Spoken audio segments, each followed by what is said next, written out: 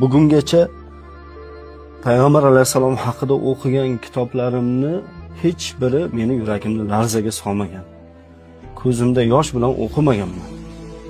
Ishoning, hozir bitta kitobni o'qib tugatdim. Ahmad Shuqayriyning Habibimiz oramizda bo'lsalar degan kitobi. Rostini aytaman, hozir ham videoga olish uchun ko'z yoshlarimni artdim. Hech bir kitob meni unchalik yig'latmagan. Hech bir kitob. Ishoning, umuman bu kitobgacha bo'lgan paytda men payg'ambarimiz haqidagi kitoblarni shunchaki o'qib o'tib ketgan ekanman. Lekin bu kitobda payg'ambar alayhisalom bilan men gaplashganday bo'lmadim.